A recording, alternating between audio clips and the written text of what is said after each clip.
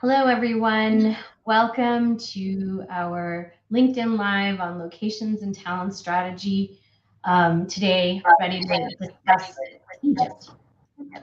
Very excited about today's conversation, particularly because we have so many guest speakers, but also because there's been so much interest in the region, and even in this LinkedIn Live, we did see so many different registrations from around the world. So just really excited to hear where folks are dialing in from, what you're hoping to learn about this destination, and generally what your experiences have been in Egypt. And just really excited again to have this conversation, and particularly with the esteemed peers and guests that are with us today. I think maybe what we can do is get started with introductions as folks start to dial in. And I say that because, as you know, in this platform, we're all connected to our LinkedIn profiles. So anything that you want to know about any of us, you can find below in the details of the event itself.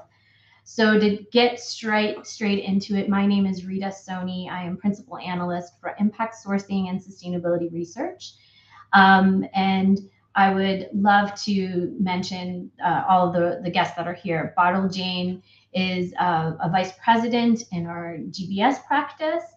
And then we have Najia, who's with PepsiCo and is the Cairo Business Service Hub Leader for GBS. We have Rami, who's from Voice. He is the head of Vodafone Intelligent Solutions with the Egypt Center and Global Care at Vodafone. And finally, we have Shireen, who is the head of Investment and International Business Development at ITEDA. As I said, very esteemed panel, and I think ready to have a great conversation. I think we've already started to hear from some folks that are dialing in, and they're not telling us where they're from, but that's okay. I like the claps. I think that's a great place to start. So yeah, it would be great to just get straight into, maybe we have just a couple of slides, some of them a little bit of an eye test, but a couple of slides to give us a little bit of a background on what we're talking about within Egypt, but then really to prompt more conversation. Oh, we've got another New Yorker. I'm dialing in from New York. So if we can go to the first slide, it would be great. So just to kick us off and ask, and Bartle, it would be great to get your insights into global services market as we hone in on what's happening here in Egypt. Thank you so much, Rita, and very excited for today's event. To get us started, want to talk a bit about overall the global services market in Egypt. In our view, I think Egypt is one of the most mature offshore nearshore markets that offers a large kind of talent pool, multilingual in all prospects as well. And the market is currently about 211,000 FTEs strong. The location has kind of stood the test of time, shown very solid growth fundamentals, and the CAGR is almost similar to what we see for overall global services delivery as well. And if we were to examine the growth of Egypt in terms of new delivery center setups, that has also remained kind of steady. We've seen majorly heavy domination by the GBS, which is Global Business Services for those who are new to the term, which is GBS is essentially the in-house model, the shared services captive operations as known in different geographies. So in terms of new delivery center setups, that segment kind of dominates it. Overall, we're seeing good prospects. In fact, I'll now probably ask Nagia if you would want to comment on the scale, scope, and the kind of growth that PepsiCo has seen in Egypt. Thanks a lot, Parul, and very happy to be among this list of speakers today. So, like you rightfully said, Egypt has been, over the past few years, maturing as one of the most attractive locations in the Middle East and Africa, providing services globally, and I think we'll delve deeper into that today. But also what we've been seeing over the past few years is the maturity of the kind of work that is being offered out of Egypt. I think globally the entire shared services market is shifting a bit, especially with a lot of automation, a lot of all of these like machine learning AI technologies that are joining us. A lot of these transactional services that you used to rely on cost efficient locations are being automated, and then you're shifting to more and more complex, I would say, capabilities and more advanced analytical capabilities. And I've been seeing that also with the work that we've transitioned. So maybe we're not we're quite recent in the global business services area, but I've seen that also over the past 4 years that we've been live. Interesting. And Rami, if you would also want to kind of share a view around how has voice operations kind of grown, evolved in Egypt. And we know from a telco standpoint, it's one of the most mature players that we see operating in Cairo. So how has been the journey for voice? Well, thank you very much for that question, and welcome everybody. Great to be here, and thank you for having me. So, Vodafone Intelligent Solutions have been in Egypt for a very long time, and maybe that's a good question to ask our audience if they know how long Voice has been in Egypt, and then we can tell them at the end of the call. But it has been a very long time, and we have kind of evolved through different stages. We started with the transactional phase, as Najaya was explaining right now, and we evolved from that to have very sophisticated and deep GBS work transferred to us. We also work in technology, customer care, FinOps. So too many service lines are operating out of Egypt. Voice is huge. Voice is around 30,000 people across the world, and Egypt is 9,000 of that. So it's more than third. So more than third of all Voice is actually delivering the services out of Egypt, which is something that we are very, very proud of.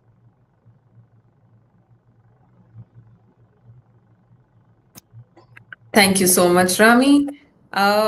Rita, I know you visited Egypt late last year and very excited to hear about your learnings and the interactions you've had in the market.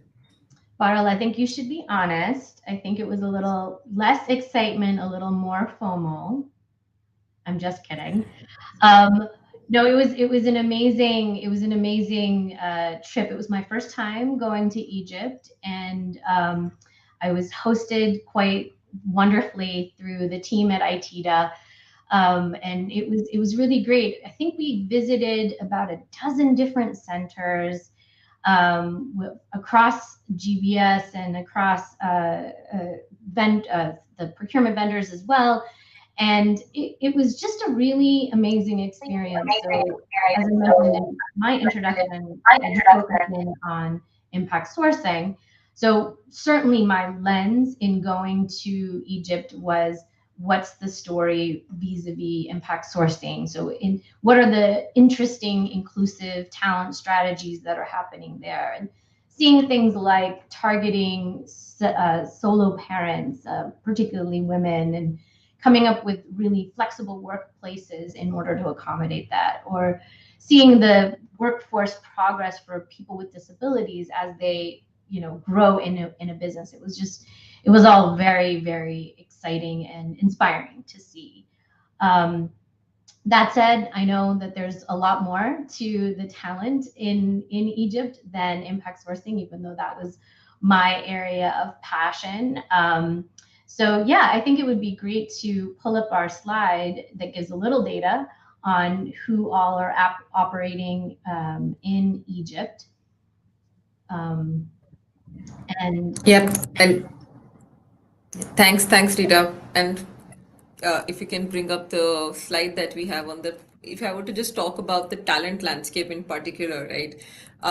If you're directly talking about, say, the entry level or the graduate pool, Egypt has a large population, hence resulting in large chunks of graduates that come out on a annual basis, about 429,000 tertiary graduates that are there, coming from about 91 odd different universities. And in general, if you were to compare this with other offshore, nearshore locations that cater to the European market, this is a distinctive kind of advantage that plays in favor of Egypt. The sheer size of the numbers in terms of graduates, in terms of the quality of the graduates as well. I think the other piece is around the multilingual capabilities that the location offers.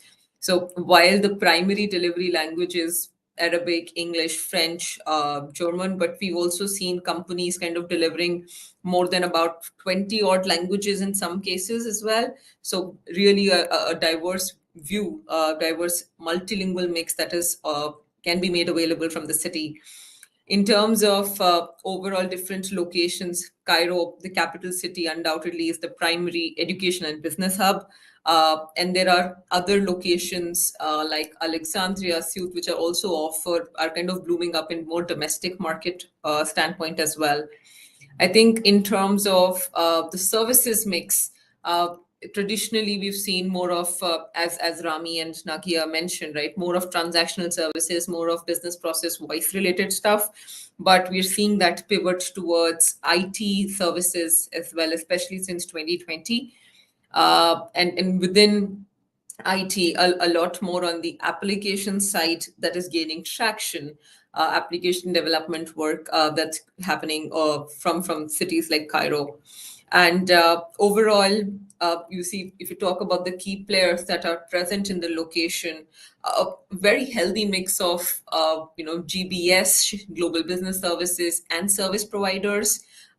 You'd see a mix of different industry verticals sprinkled here. So you've got the likes of Amazon's, Microsoft, Nokia, a lot of the tech, and you've also got the likes of PepsiCo, Visa, Dell's, Henkel's coming in. So it kind of offers a very good variety of verticals and companies that are present in the location here. With that, I think I also wanted to understand, if you were to go beyond the companies in terms of what kind of talent, what kind of skills are available in Egypt. So Rami, let me ask you this one. Which skills in your experience have been the easiest to hire versus most difficult to find? And for the ones that are difficult to find, what kind of initiatives have you taken in terms of reskilling or skill building that help you bridge that gap?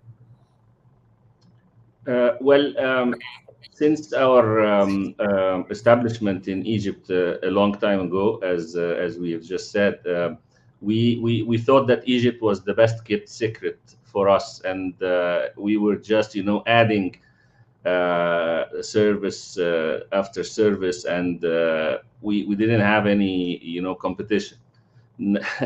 Now with the new entrants, of course, with the number of with the demand increasing and the supply, sometimes you get some constraints.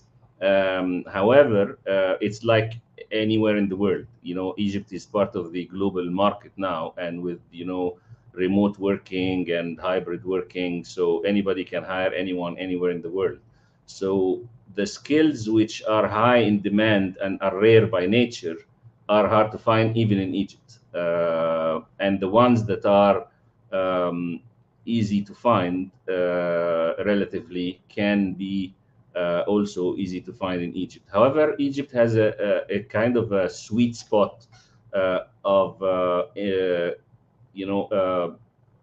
potential to serve Western Europe, especially because of the bouquet of languages that we have, because we have enough people that can speak most of the top 4 or 5 European languages across other skills, so across engineering, across finance, across HR, across care. So it makes it a very good location to have a very large center and deliver multiple service. Scaling is a different story, of course. So scaling takes time, and as I said, rare skills are rare even in Egypt, unfortunately. Thanks, Rami. And you pointed out an interesting piece, which is around how you see Egypt similar to all global markets in terms of skilled availability. And one question, a related point to Shireen as well now, is that in terms of adoption of hybrid and the this talent actually just becoming available not just from a particular city but from others as well. How do you see that shaping up in Cairo? Are there any rules governing it, any regulations about it? How overall at an industry level do you see majority of the companies shifting to the hybrid model? What are your views on that? Yes, most of the companies are taking advantage of this option, and we were fortunate enough as as a country because we had this major infrastructure upgrade even before COVID hit the world. So we were basically ready before starting the first wave of working from home. Within, I remember at the start of the COVID, within 2 weeks, 50% of the workforce were working from home, and then 80% were working from home. So it was very rapid, very quick, and very efficient as well. And many companies are taking advantage of this at this stage because we have some untapped talent in several governorates across Egypt, in Upper Egypt, and other governorates as well. So I believe that many companies are having their own internal system to benefit from this, whether they get the staff for some periodical meetings to get this feeling of their place, their headquarters, and so on. However, most of the companies are doing this. Yes, yes. And Romya and Nagaya can tell their experience in this regards.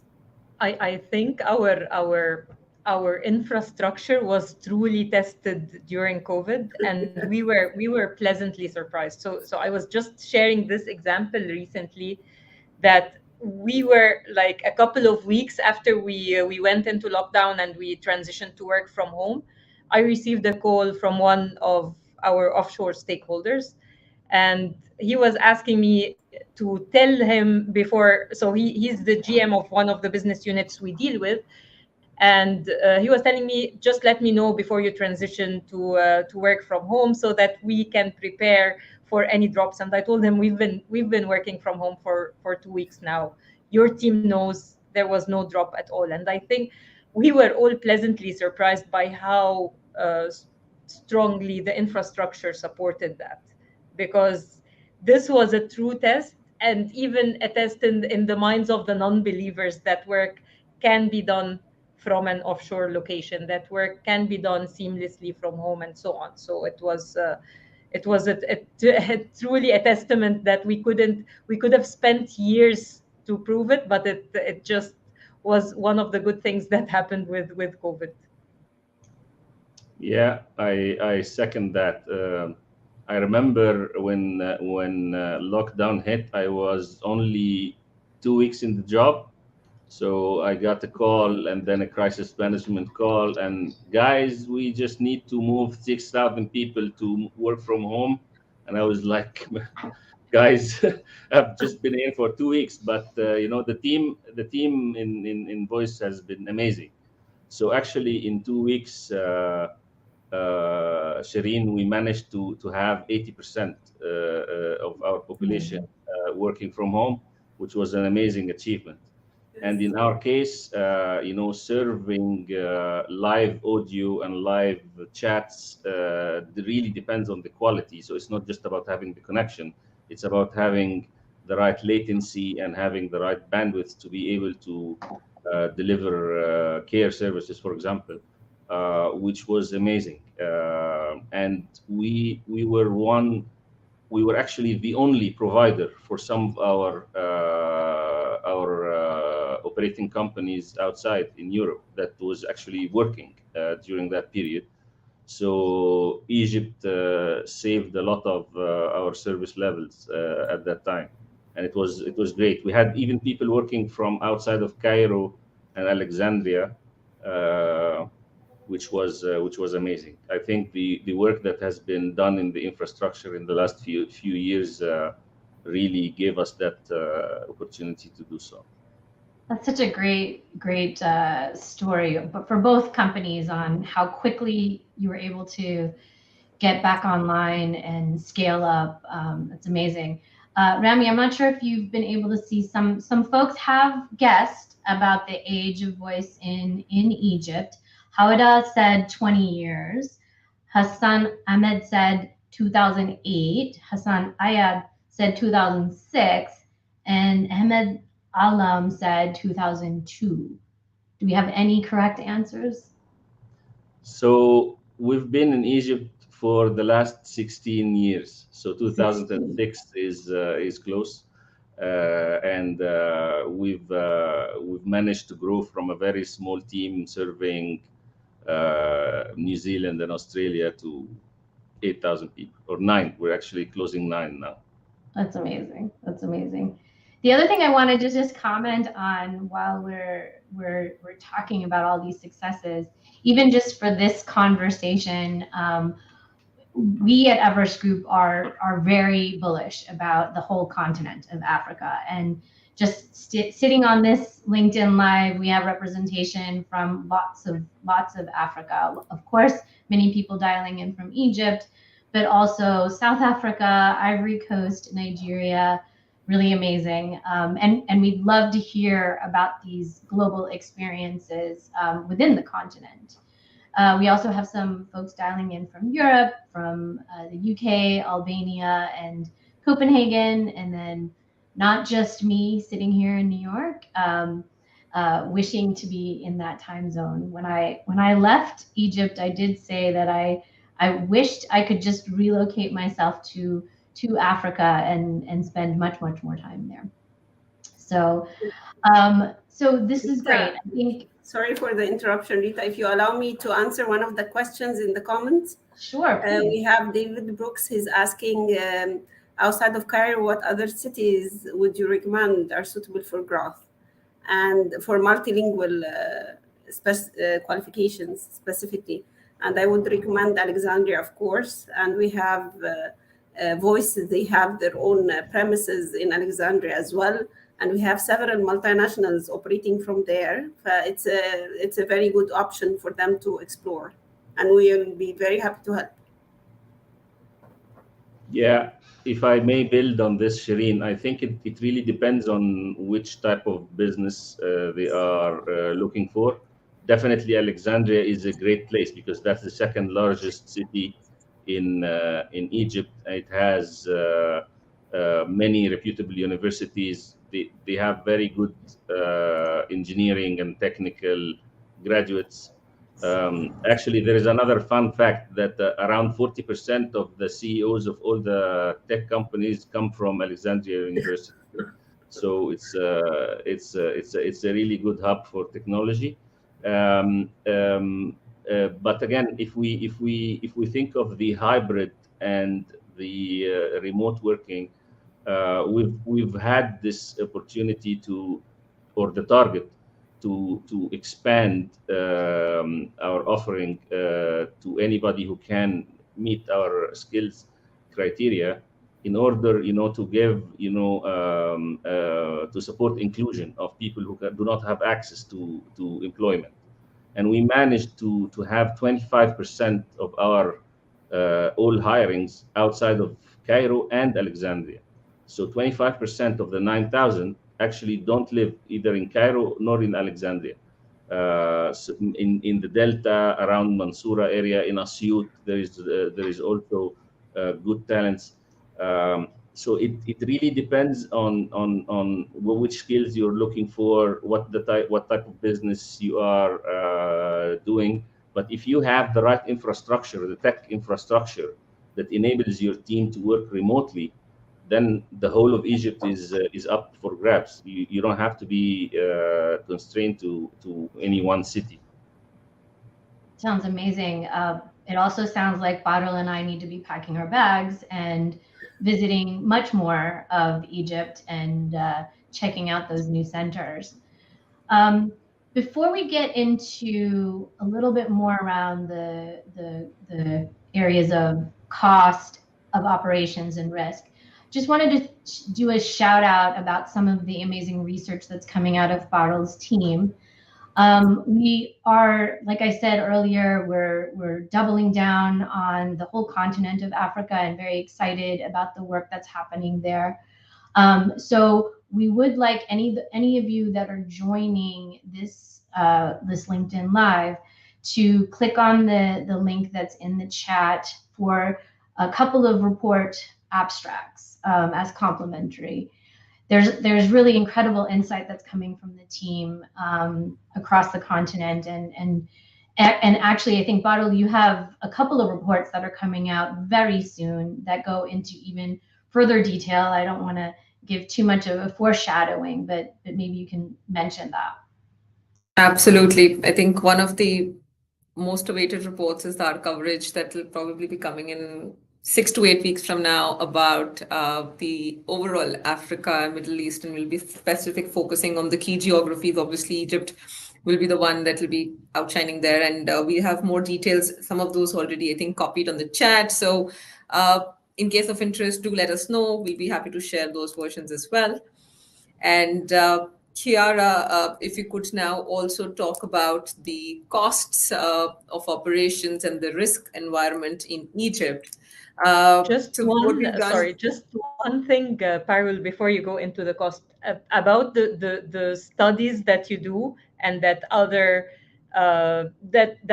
do, the white papers, all of that. This was actually part of our, I would say, due diligence work that we were doing before we were moving work, because you asked earlier, how do you know about the skills availability, about the talent availability, etc. The work that you were doing and that others were doing, and the contribution, the ecosystem in the market in Egypt, that was one of the strong reasons that we had faith that we were expanding into new capabilities, new services that we were not sure we'd find talent, and suddenly you'd find this untapped pool of talent when you look at certain capabilities, when you look at a mix of a capability and language proficiency and all of that. So I second the shout out to the work that you guys do.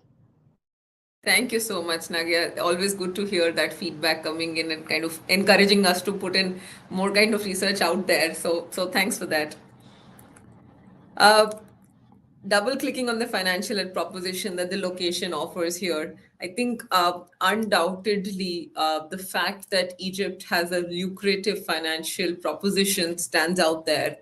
In fact, to put some numbers to it, almost an arbitrage of about 80% if you were to compare it to source destinations, the prime of US or UK. And that kind of, there are minor variations in different functions, but roughly about 80% that we're looking at. And while this arbitrage was a little bit lower in the couple of past years, but the currency devaluation has made it attractive in these foreign terms as well.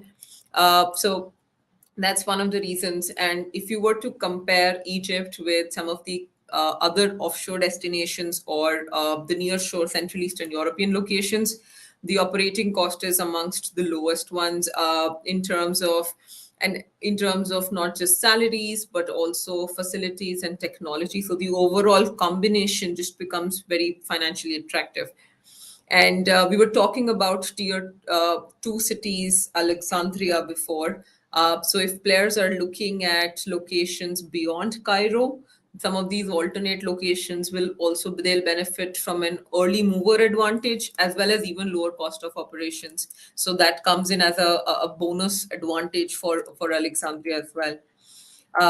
Coming to the infrastructure part, and I see already a couple of comments on the infrastructure as well. I think overall, if you were to look at the scalability of infrastructure or the quality of infrastructure, especially as a gateway to kind of look at the overall continent, Egypt offers one of the most reliable propositions when it comes to infrastructure here. In fact, the overall geographic proximity and just a 2-hour difference with Europe, that kind of puts Egypt in a strategic advantage space there. All of this obviously comes with, there are pieces around, say, macroeconomic challenges because of the currency devaluation that put into some of these areas to watch out for and carefully monitor. There are, however, efforts by the governments to kind of improve the conduciveness of the business, ease of doing business, with a lot of these tax and reforms that are coming in. We also see a lot of investments coming in, especially in the tier 1 cities. So that's that. I see a question from Dalia that the current inflation rates, retention rates at GBS. So from a wage inflation rate perspective, for contact center services, this is almost high single digit numbers that we see in the market, about 8 to 10%. For IT services, just like any other locations, it is a bit higher. I'll probably ask this to Rami as well. What has been your experience with the inflation rates? Have you experienced the same? Is it higher, lower for voice? How does it go for your organization? So inflation, of course, is the other side of devaluation, and vice versa. Anybody who studied economics would tell you that inflation starts, and then at a certain point of time, the country needs to rebalance its currency to match its relative relation with the other currencies in the world. So the macroeconomic situation created this inflation, and actually devaluation is a blessing because it helps us cover that inflation, or part of it at least, because we can then increase the cost in the local currency. But the situation before the devaluation was the other way around. So if you look at just before the devaluation, we had COVID, we had fuel prices going up, we had inflation going up, and we didn't have the devaluation to support increasing salaries. So we had a very terrible couple of years where we were struggling to match this. But now that we have that devaluation, it gives us room to match or compensate our colleagues for some of this inflation and still be competitive, and give competitive rates to our partners. So again, it's all about how you look at things, and you need to play the long game always, not be looking at the specific year you are in, because especially for captive organizations, the decision is for a very long time. We don't go in and go out in 1 year to the other. We tend to stay for 16 years, as we said. So we've learned that these are cycles. You need to be agile enough to deal with the peak, and you need to be agile enough to deal with the lows. But in a nutshell, if there is devaluation with inflation, then it's good. The terrible situation is when you have too much inflation without devaluation. So in that view, I think not everybody will like what I say, but devaluation is a blessing for us. In our line, it is a blessing. Yeah, for all exporting industries, it's definitely a blessing. One question that keeps coming up, and I think I've heard it multiple times, and we've supported it with data, but I want to hear your views as well. With so much of devaluation happening, the question that comes up is, has Egypt become even cheaper than India? And I know, Rami, Voice has operations large operations in India as well. How does that compare in your view? This is the first time in my career where we are able to compete with India. In terms of financial attractiveness, of course. In terms of financial attractiveness. Yeah. Interesting. All right. So then it confirms the research that we've also been doing. So good to get that validation. And Nagia, would you also want to comment on that? How has it been for PepsiCo? I'll comment on another part that Delia was asking about. She was asking what's the secret recipe for the known attrition, at least in the industry. I think you're talking to two of the best companies in making sure we attract and retain the best. And our secret recipe is really that we hire at least we know that like we hire really good people, and we make sure to grow them. So it has been a competitive market, because also with the devaluation and with the inflation, the fight for the good talent is becoming more and more challenging, which is also good news for the good talent, because they're getting like great players in the field fighting for them. But really, the secret sauce there is to make sure that we're growing the industry, to make sure that we're growing the people that we're attracting.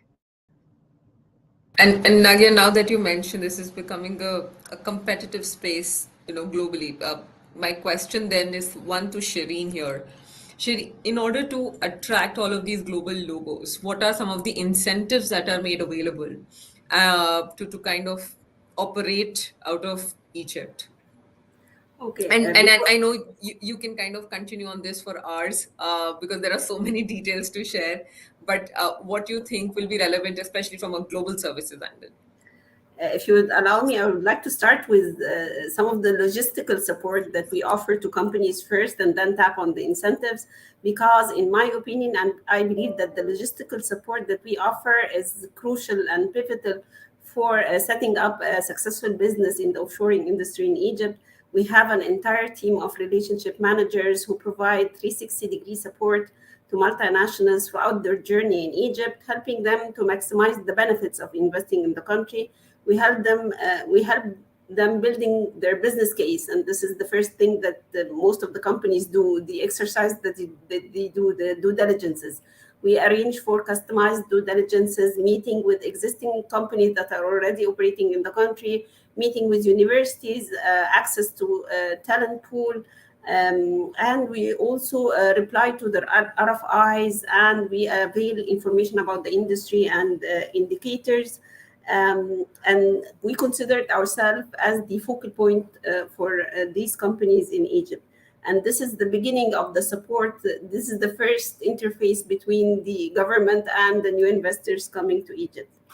As for the incentives, we offer incentives in the form of fully funded talent pool development programs. And the government is investing heavily in the talent pool development because our aim is to maintain a sustainable supply of qualified talent pool to meet the changing demands of the industry, because it's a very dynamic industry, as we all know. And as Nagia mentioned, there's always a fight for the best talent, and we're aware of that. That's why we need to keep the supply of qualified talent pool coming. We have several programs for the capacity building upgrades. We have customized programs. I'm going to start with the flagship train to hire program offered by ETIDA. We offer program, of course, it's fully funded, and it's customized based on each company's curriculum, based on each company qualifications required, languages required, and so on. So it's totally up to the company to choose everything, even the screening of the candidates and everything, and we'll just fund it. We're also collaborating with the ministry and its affiliates, NTI and ITI, and they are the major two entities responsible for the talent development. We're collaborating with them and several multinationals like Atos and Valeo to establish their own virtual training academies here in Egypt, again, according to their curriculum and their needs and so on. So this is when it comes to the customized talent pool development. And but across the nation, we have a massive capacity building strategy and initiative implemented by the ministry itself. And it starts with students in schools in grade 7.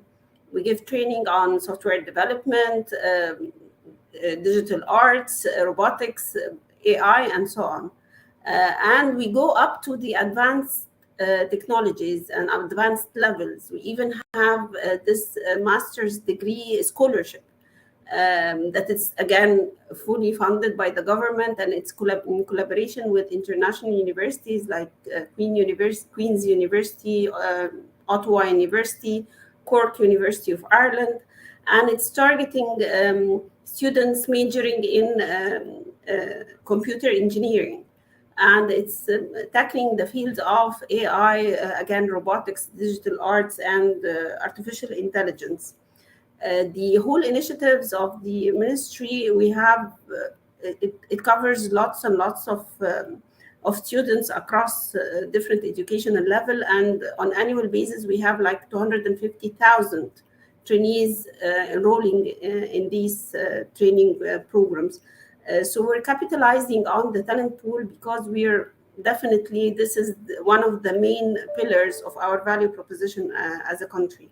So the funded talent programs, these are the incentives that we're providing to investors coming to Egypt.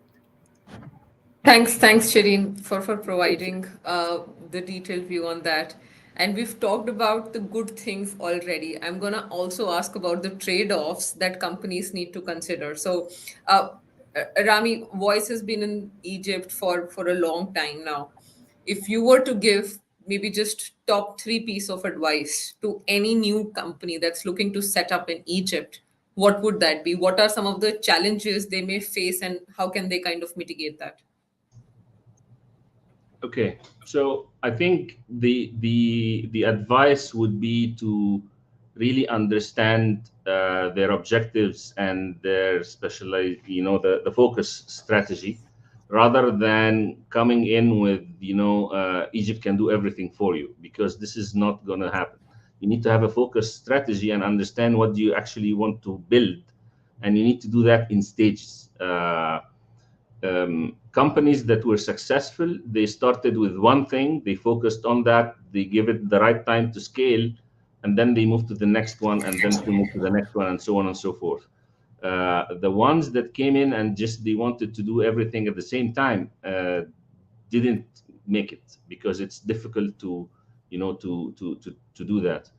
I always make the analogy of the airplane. If you want to fly, you need to run the runway. The runway is 4 kilometers, but there is 1 second that you will have liftoff after 4 kilometers. But you need to always remember that there is these 4 kilometers that you need to run first. So don't rush, scaling. You need to take your time to understand the country, understand the dynamics, get the right team on board, get the right, connections to do so. The second one is, as any country, Egypt has its own, specific issues. So you need to have people that have experience in the market to, tell you how to go around those obstacles, because, the slides have shown more than 80 centers operating. So all of these 80 centers have made it. So you can make it too. You need to know how to do that. So you need the right, talents. In our situation also, ITIDA was very helpful. We used ITIDA several times to untangle some of the issues that we had. It reached the point where, anything that goes wrong, call ITIDA, short of complaining from the weather. But I think we are asking the team to take it easy on them, just to call them for the important things only, because we've now matured and we're established. So these are the things that come directly to my mind. But having operated in other geographies, I don't see Egypt as specifically difficult. It will be as difficult as any country you would go and set up shop in, whether in Europe, Eastern Europe, or Asia. So you just need to know the right keys to open the doors. Very insightful. I was looking for a thumbs up emoji when you gave that aeroplane analogy. Unfortunately, the current platform doesn't have it, but yeah, that's a good analogy to keep in mind. Nagia, next question to you. Building on to what the kind of incentives and such a bouquet of incentives that Shireen talked about, which of these, either these or past incentives, has PepsiCo taken advantage of? Which ones do you recommend? Hey, these are the golden ones that companies should kind of go after. And what are the other skilling initiatives you may have undertaken? Just a bit to understand about the talent and the support from ETIDA on that front.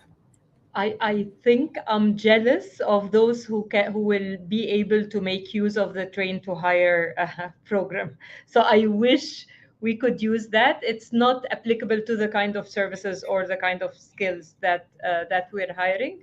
But definitely that's something I would advise anyone who is expanding in the IT and the IT services space to check out. I would say kick off the discussion with Itida. I think they've been like at some point I was joking about like they're chasing us, like they are the ones who are benefiting from us more than benefiting from this more than us. But it does have a lot of benefit for us, because when we were talking about expansion and when we were talking about setting up in Cairo and expanding the work, we moved to Cairo.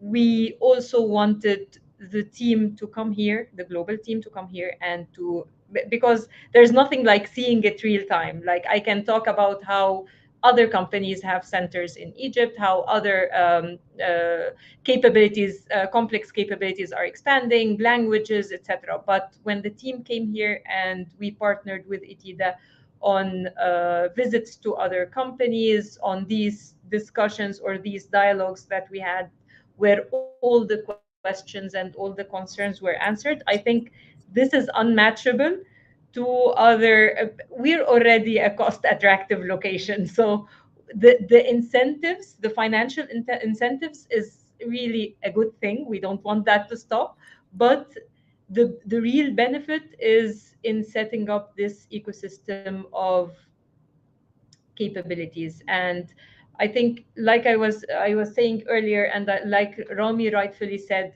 we're maturing as an industry globally. So I think we'll keep also recognizing, like today, if I needed certain programming skills, tomorrow I might need new skills. So are we skilling up for the future as well? And this is where also having these frequent discussions is useful. So we talk frequently with Itida to tell them what we've been up to, where we're expanding, where we're thinking to expand. Is this capability, or is this language, or is this skill available in the market? Do you have access to talent there, and so on? So, Nagia, for the benefit of the audience, you mentioned some of those skills are not available to PepsiCo. So, what are the functions that you are delivering so others also know, hey, this is not going to be applicable to us, but for IT? I would say always talk, like always have the discussion. But the work we offer out of Cairo Business Services, we have commercial sales services, we have HR ops, we have consumer marketing and engagement, supply chain, and most recently financial planning. So, but because of also in some cases the seniority we needed, so in some cases we're looking for fresh grads, in some cases we're looking for more experienced hires, and so on. But Understood. I would I always see. ask them. So recently we were checking the availability of certain European languages. So I reached out to Riyadh and Shireen, and I was asking them, like, can we have these and these talents? So I would say always check first. Understood. And I see a stream of questions coming in. So I'll take the one from Hassam Ayad. How can organizations leverage location data and talent intelligence to optimize their workforce planning and diversity hiring in a hybrid work environment? A very interesting question.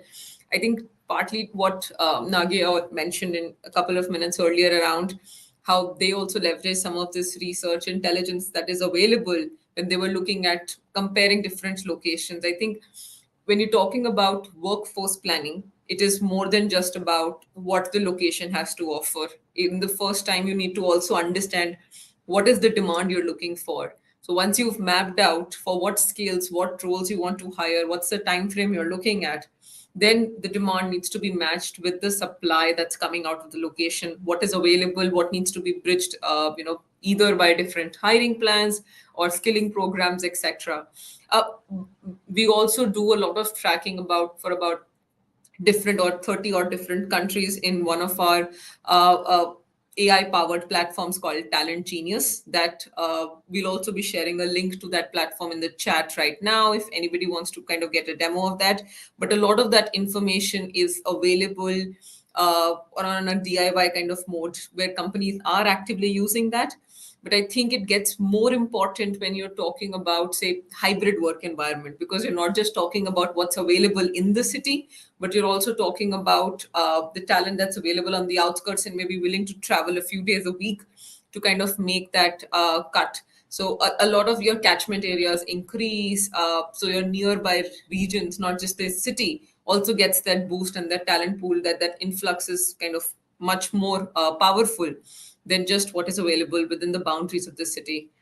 Uh, I also see more questions coming in. So one of the things, okay, so uh, can you comment on, so Rami, I'll pose this to you. Can you comment on soft skills related initiatives undertaken by the industry ecosystem to bolster the skill sets of resources? I think, sorry, this is better suited for Shireen. Shireen, what are the initiatives taken on soft skills by the industry? Yes, all of the talent development programs that I talked about, it's covering soft skills, language, upskilling, as well as technical skills. So the whole spectrum, we're covering it as a government. It's totally based on the company's needs. Parul, on the same question. Can I comment on this one? I think Voice was one of the main beneficiaries of such programs, and with our dialogue with ITIDA, we convinced them to back like 2 years back or 3 years back to channel the train to hire differently. So we managed actually to get lots of training, not only for technical stuff. We also got for soft skills. We got for data privacy. Anything that we lacked experience, they could help us, build those skills within the organization. One of the key initiatives that is very important for me is that they help us fast scale. So, for example, if we have a rare skill, you get like 10 people every month. But if you put that, train to hire, it becomes, on steroids. So instead of getting 10, you'll get like 15, 20 after it is, and it's exponential after that. Because you just look at where is the gap that you're missing. You're not fully training someone on a subject, but you get the people who are missing one angle, one part, and then you complement that. Then they are ready to be hired, and then we bring them back into the funnel. So I think this is the fact that they are agile and happy to discuss and reshape the program is key for us. Sounds like a real jigsaw puzzle that you've sorted out, or all of you have sorted out, which is really interesting.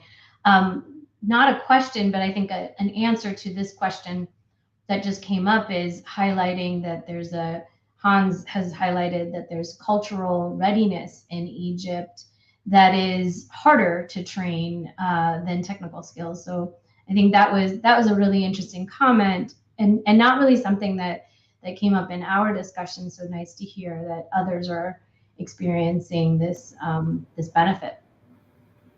Yeah, I would like to comment on this, because we have this cultural heritage and cultural diversity in Egypt, where it's very easy for us to have this cultural affinity with the European and the Western world.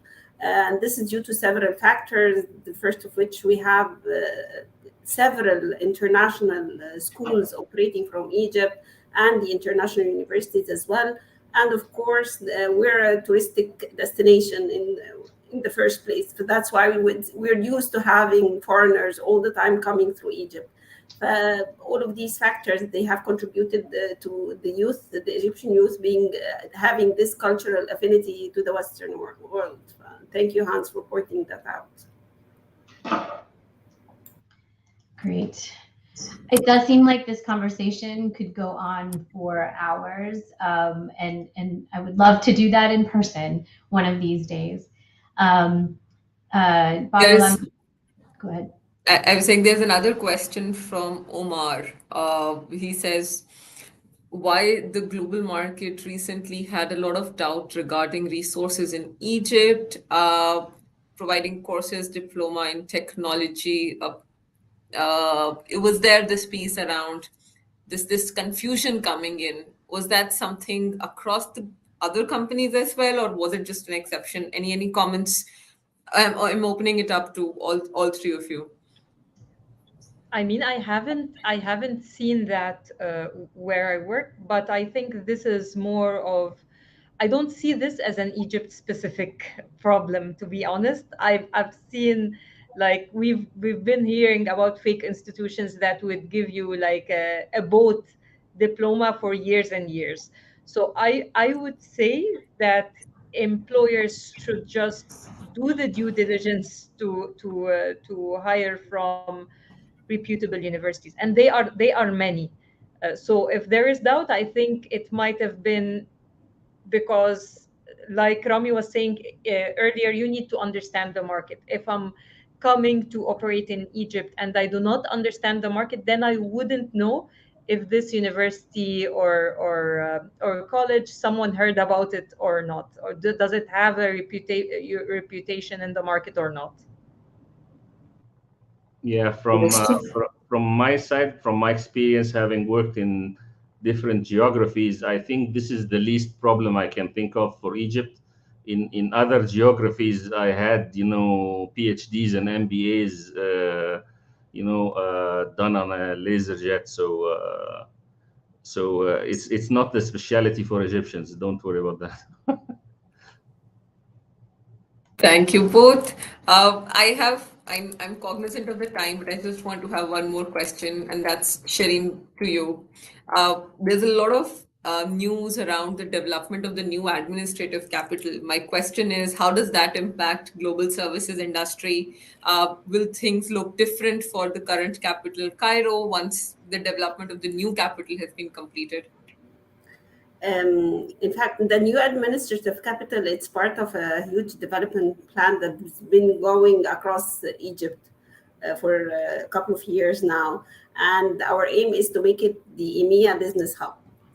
And as part of the digital transformation strategy of the ministry, we have established a knowledge city within the administrative capital, and it's a hub for companies working in R&D and electronic design. Currently, we have 30 companies operating from there. We also have a plan for the knowledge city, and it's already in place. We have six foreign universities established in the knowledge city, as well as Egypt University for Informatics, and it's of course focusing on the information technology and communications, and in partnership with one of the top universities in the US in computer engineering, which is the University of Purdue. So we're working hard to make this a very attractive spot for innovation and technological advancements, and to encourage companies to come and operate from this place. And of course, we have the Creativa Innovation Hub. It's established over there with state-of-the-art facilities, and even a high-tech lab that was established with one of our partners, Siemens. And we have lots of other centers of excellences operating from there. As for Cairo, Cairo will stay magical as always, and there will be several vacant buildings in Cairo, and we'll make sure to avail these buildings to investors at a competitive cost. So I see it as a win-win scenario for everyone. So Nagia, another thing to be jealous of for the new companies that are coming in. Lots of space at competitive prices available. All What right. Back to you, Rita. Yeah, I was just going to say what a great conversation. As I said earlier, we could go on and on. I'm going to encourage everyone or remind everyone about the amazing things about this platform. As soon as we finish, the recording is going to be available, so you can pause and look at our hard to read slides or eye test slides at your leisure. There's also a tab for networking where you can connect with anyone that was registered for this LinkedIn Live, as well as the detailed page where you can connect with any of the 5 of us. It looks like there's already some questions about who is ITITA and how do I connect with them. So I think, Rakesh, you're totally welcome to connect with everyone. This was a great conversation. Thank you so much, Rami, Shireen, Nadia, and Parul for such a great conversation. And I look forward to more. Thanks, everyone. Thank you very much. Thank you. Thank you very for much. taking up the time. Hope this was helpful. Bye-bye. Bye. Bye.